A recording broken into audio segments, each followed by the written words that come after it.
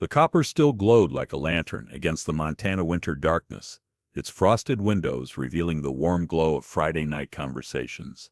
Through the glass, locals could be seen laughing, arguing, and unwinding after another workday in Pinwood. Population. It was the kind of small town where everyone knew everyone's business. Their triumphs and failures passed around as freely as the bowls of peanuts on the bar counter. Behind the worn oak bar, Sariel Thorne moved with quiet efficiency that had become second nature over 7 years. Her hands never still, she poured drinks, wiped glasses, and arranged bottles with practiced precision. Nothing wasted, nothing showy.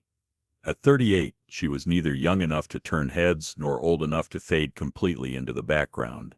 And that suited her perfectly. Her dark hair was pulled back in a practical ponytail, her face pleasant but unremarkable. To the 27 regulars currently occupying the bar, she had been a fixture for 7 years, yet somehow remained a mystery. They knew she'd bought the place from old Joe, paid her taxes on time, and kept to herself. Beyond that, Sariel Thorne was a blank slate.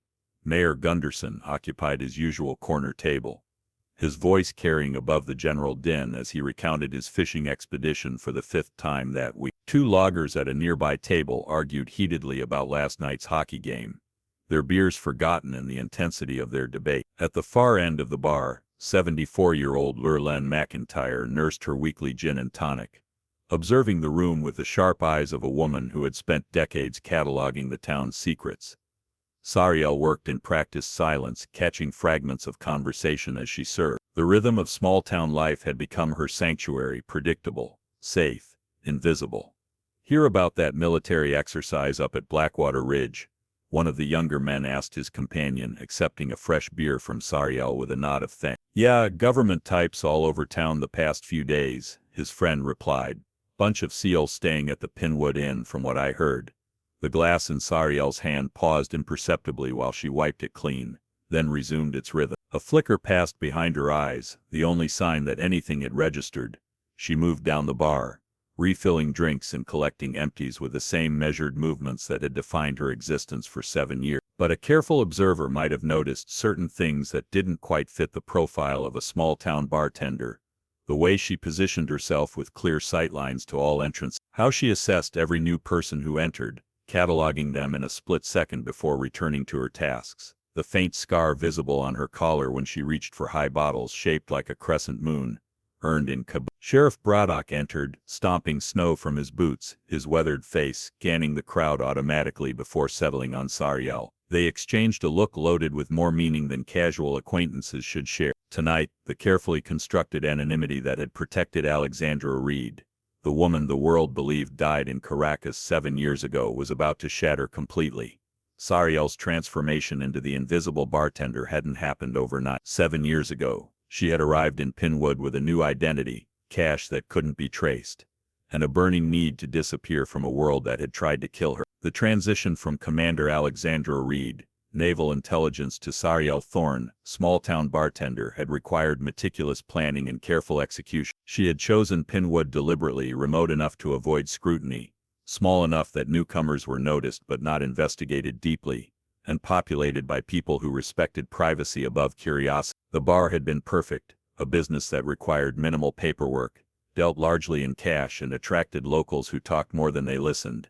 For 7 years, she had perfected the art of being unremarkable. She remembered everyone's drink preferences, listened to their problems without judgment, and deflected personal questions with practiced ease. She knew about Mayor Gunderson's fishing lies, Frank Cooper's new grandson, and Desmond Whalen's drinking problem. They knew almost nothing about her. The townspeople had created their own mythology around her mysterious past. Some suspected witness protection, others a bad divorce. A few joked about Russian spies. Sariel encouraged none of these theories but corrected none either. Ambiguity was safer than outright lie. Sheriff Braddock had been the closest thing to a real friend she'd found in Pinwood. He had the instincts of a good lawman. He sensed there was more to her story, but respected boundaries. Over 7 years, they had developed a relationship built on mutual respect and unspoken understanding. He protected the town, she served its people. Neither asked for more than the other was willing to give. "Quiet week?" she asked, sliding his usual club soda toward him, though her attention remained divided between the conversation and the exit. "Until today. he replied, keeping his voice low enough that nearby customers couldn't overhear. "They're asking questions about you." The martini she was preparing for Lurleen never wavered in her steady hands, but her awareness sharpened instantly. "Who?" Men in suits, not local, said they were with the Department of Defense, but their IDs seemed off. Asked how long you'd been in town, where you came from. Braddock took a sip of his soda. "Told them what everyone knows, which is next to nothing." "Thank you," she said simply, the words carrying more weight than casual gratitude. "Sariel," he said, using the nickname that had never quite fit her. "I've never asked questions. You came to town, bought this place from old Joe, kept your head down, paid your tax. Whatever brought you to Pinwood, it's your business. But if there's trouble heading this way, I'd appreciate a heads up. This town, these people, they matter to me." Sariel met his eyes directly for the first time in their conversation. "They matter to me too," she said, something in her tone making Braddock straighten slightly. Before they could continue, the door swung open again, bringing a gust of Montana winter that momentarily silenced the room. 4 men entered, brushing snow from their jackets. Everything about them screamed military. The 4 men who entered the Copper Still weren't in uniform, but everything about them radiated military precision.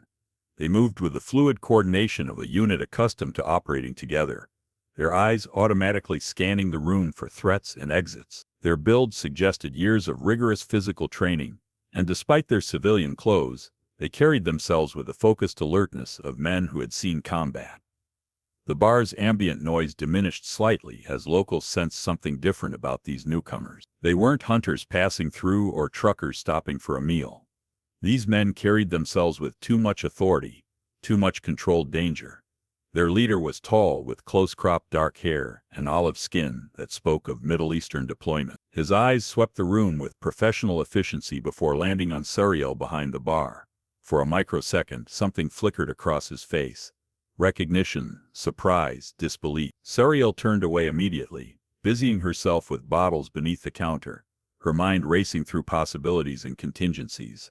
She had prepared for this moment for 7 years, but now that it had arrived, the carefully constructed walls between her 2 identities began to crack. Sheriff Braddock, noting her reaction with the observational skills that had kept him alive through 20 years of law enforcement, volunteered to take their order. The men requested beers, keeping their voices low as they conferred among themselves in what sounded like tactical shorthand. From behind the bar, Sariel observed them, while pretending not to. The leader was Commander Jake Calloway, though she doubted that was the name he was using now. The last time she had seen him, he'd been a lieutenant serving under her command during Operation Kingfisher in Syria. That mission had been her last before Caracas, before everything went wrong. The other 3 were unfamiliar. Younger faces, probably newer recruits who had joined the teams after her supposed death. But their bearing, their coordination, their subtle hand signals all confirmed what she already knew. Navy SEALs, probably Team 6 based on their equipment preferences and tactical awareness. Desmond Wayland, the town's self-appointed drunk philosopher, chose that moment to stumble toward the restroom, bumping into one of the SEALs, Lieutenant Rafferty, on his way. "Watch it, Jarhead," Desmond slurred, swaying slightly. Rafferty stood, tension building in his shoulders like a coiled spring. Several locals quieted, sensing potential trouble brewing between the stranger and their familiar drunk. Sariel materialized between them with movement, unexpectedly swift for a bartender, her reflexes betraying training that had nothing to do with serving drinks. "On the house, gentlemen," she said, sliding fresh beers onto their table. Her voice carried a different quality now, more authoritative than the locals had ever heard from their quiet bartender. Calloway studied her face intently, pieces of a puzzle clicking into place in his memory. "Do I know you from somewhere?" "I've got that kind of face," she replied, maintaining eye contact a beat too long before turning away. As she walked back toward the bar, Calloway said quietly, just loud enough for her to hear, "Operation Kingfisher." Sariel froze imperceptibly, then continued walking, but the damage was done. The name echoed in her mind like a gunshot. The name Operation Kingfisher hit Sariel like a physical blow, conjuring memories she had spent 7 years trying to suppress. Rain-soaked streets of Aleppo, the metallic smell of blood mixing with cordite, the weight of her tactical gear as she led her team through hostile territory. The last successful mission before Caracas, before her world collapsed and Alexander Reed officially died. As the night wore on, Sariel maintained her routine with mechanical precision, but her awareness had heightened to combat levels. Every sound registered, every movement cataloged. She noticed Calloway watching her with growing certainty, his expression shifting from confusion to amazement, as he connected the dots between the woman serving drinks and the commander who had once saved his life. Sheriff Braddock remained at his corner position, dividing his attention between the SEALs and Sariel, his lawman's instincts telling him something significant was building beneath the surface of normal Friday night routine. By closing time, most patrons had filtered out into the Montana night, leaving only Braddock, the 4 SEALs and a couple of stragglers finishing their drinks. Sariel began her closing routine, washing glasses and wiping down surfaces while her mind raced through options, escape routes, contingencies. 7 years of peace threatened to unravel in a single evening. As she placed clean glasses on shelves with practiced efficiency, Calloway approached the bar alone, his team maintaining overwatch positions without appearing obvious about it. Alexandra Reed died in Caracas, he said without preamble, his voice low but carrying absolute certainty. I attended her memorial, at Annapolis, full military honors. The Secretary of the Navy spoke about her service to country. Sariel didn't look up from her glass arrangement. You've mistaken me for someone else. The woman I knew had a scar from shrapnel on her right shoulder blade, 3 inches long, shaped like a crescent moon. Kabul, 20. I was there when she got it. His voice carried the weight of shared combat experience and mutual respect. Her eyes flickered toward the back door, automatically assessing distance and obstacles, old habits from a life she thought she'd left behind. They're coming for you, Calloway continued, his voice urgent and low. Whatever you found in Caracas, they're tying up loose ends. Everyone from the mission is dead except me, and now apparently you. The revelation hit her with devastating force. Her team, Capelin, Mercer, Rivera, Suarez, all gone. She had suspected as much during her years in hiding, but hearing it confirmed made the loss real again. While she had been pouring drinks and listening to fishing stories, her former teammates had been hunted down one by one. How did they find me? She asked, dropping the pretense that had protected her for 7 years. I don't know, but something big is happening. They've reactivated the Prometheus protocol. Calloway's expression darkened.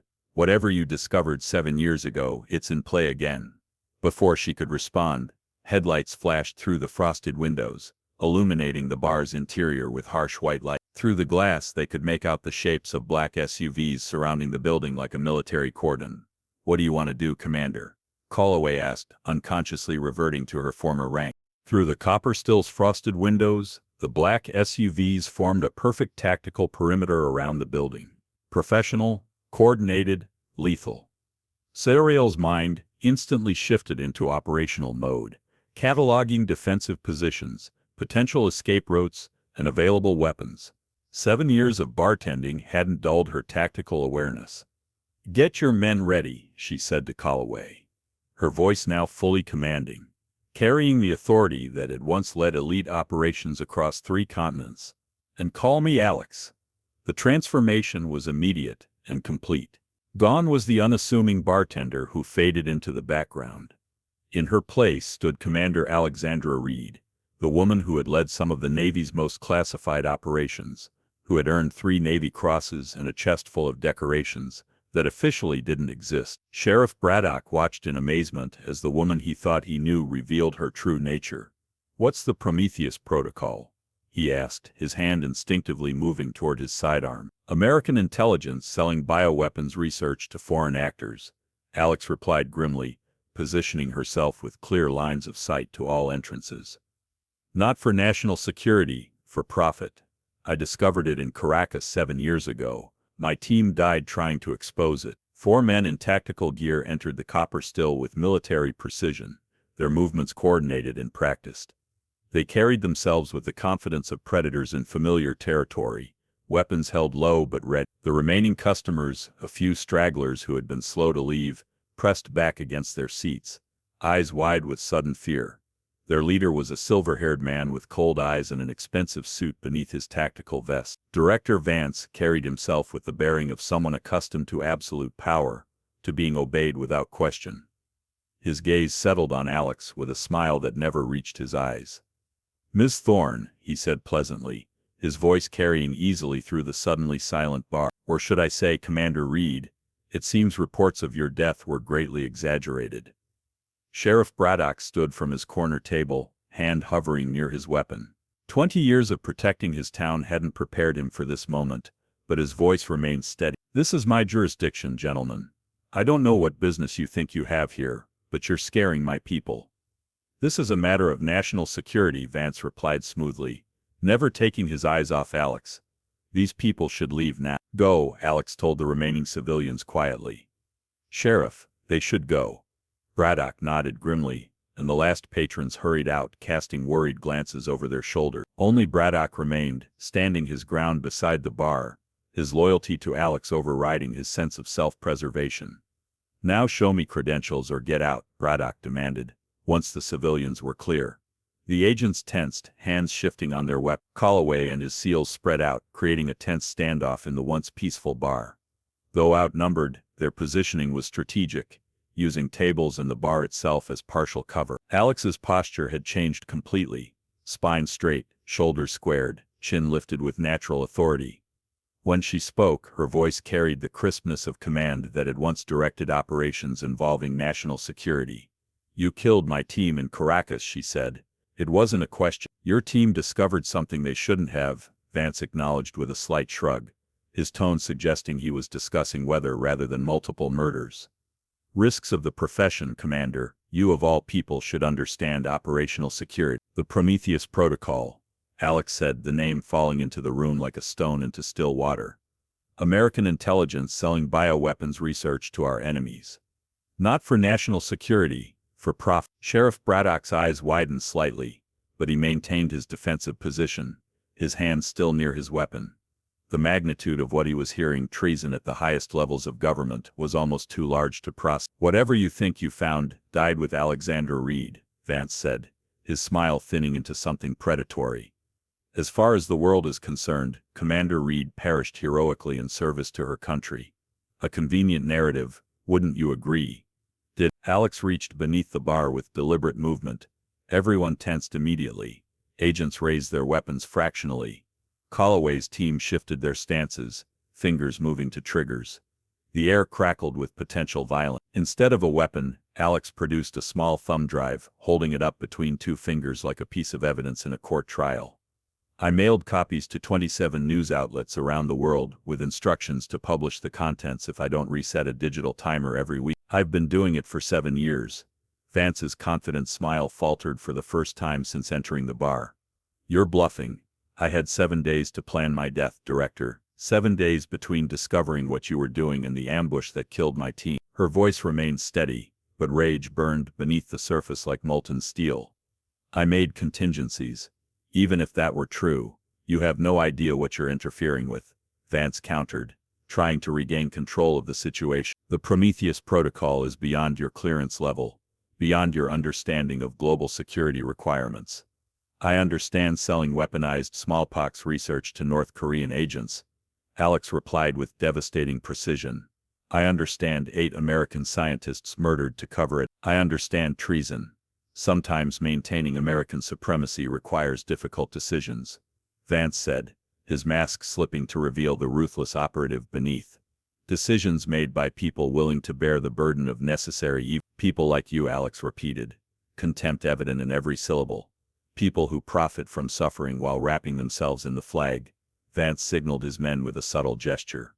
They raised their weapons fully, creating a Mexican standoff in the heart of small-town Montana. I'm authorized to contain this situation by any means necessary. The Prometheus Protocol is active again, and we can't afford loose ends. In a blur of movement that showcased 7 years of muscle memory that hadn't faded, Alex disarmed the nearest agent, twisting his arm and using him as a shield while drawing his sidearm in one fluid motion. The transformation was complete. The invisible bartender replaced by a formidable operator whose combat skills remained razor-sharp despite years of civilian life. The SEALs instantly moved to support her, weapons aimed at Vance's team. The standoff escalated into a deadly chess match where one wrong move could turn the copper still into a battlefield.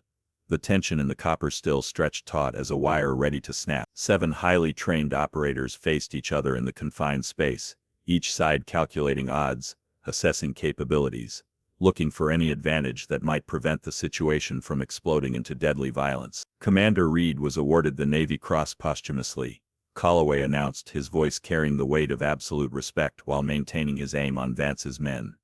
Her service record remains classified, but every SEAL knows what she did in Tehran and Damascus. One by one, Calloway's SEALs rendered a formal salute to Alex, their free hands moving crisply to their foreheads in acknowledgement of her rank and legendary service. The gesture, performed while maintaining defensive positions, carried profound meaning in this deadly contest. Sheriff Braddock watched in complete amazement as the woman he thought he knew revealed layers of identity he had never suspected. For 7 years, he had shared casual conversations with her, respected her privacy, even developed a friendship of sorts. Never once had he suspected that the quiet bartender who remembered everyone's drink preferences had once commanded some of the military's most classified operations. "Stand down, Director," Alex commanded, her voice carrying decades of authority earned through blood and sacrifice. "Or this ends badly for everyone in this room." Vance assessed the situation with the cold calculation of a career intelligence operator. FBI agents moved into the copper still with professional efficiency, securing Vance and his team while maintaining careful deference to the armed SEALs still positioned defensively around the bar. The small-town establishment had become the center of a federal investigation that reached into the highest levels of American intelligence. "Stand down," Alex told Calloway's team, lowering her borrowed weapon. "But stay alert." The SEALs gradually relaxed their combat stances but remained watchful as federal agents processed the scene. Years of operational experience had taught them that situations like this could change rapidly, and they maintained readiness for any development. As FBI agents led Vance toward the exit in flex cuffs, he paused near Alex, his cold eyes meeting hers with undisguised hatred. "This isn't over, Commander. The Prometheus Protocol involves people you can't imagine, reaches levels you can't touch. Enjoy your temporary victory." "We'll see about that," Alex replied calmly, though her mind was already processing the implications of his threat.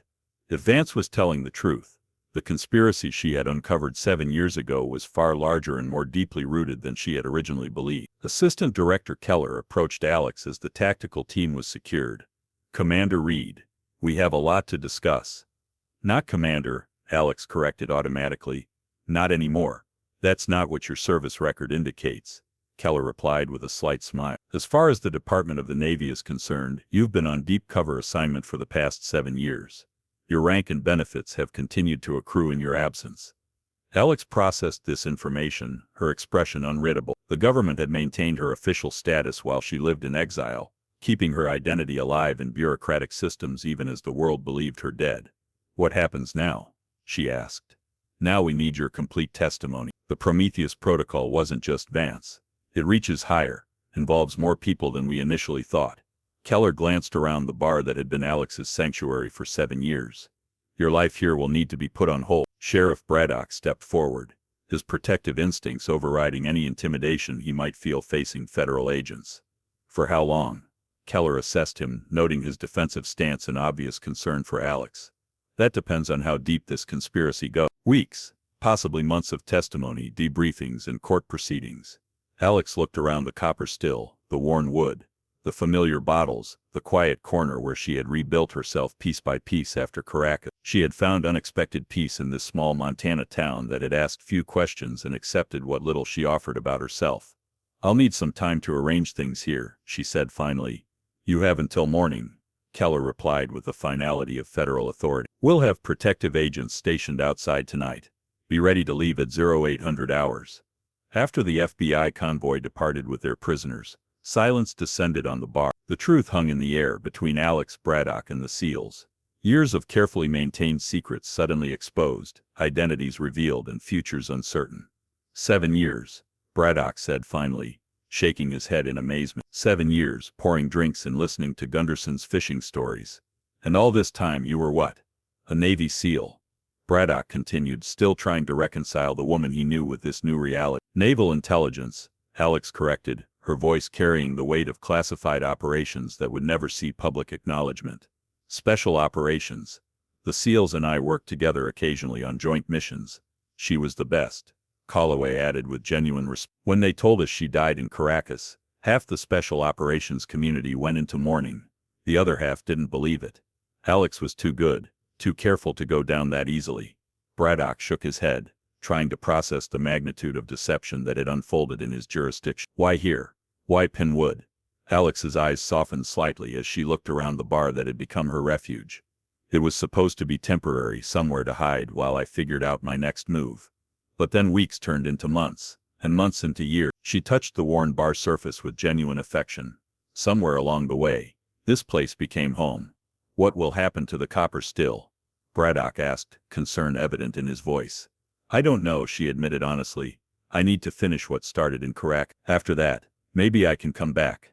Calloway approached with the respectful bearing that elite operators reserved for legendary figures. Commander, what do you need from us? Alex's mind shifted into operational planning mode, years of tactical thinking reasserting themselves. Information, everything you know about the reactivation of Prometheus Protocol, who's involved, what they're planning, why now? She turned to Braddock, her expression reflecting genuine gratitude for his friendship and protection over 7 years.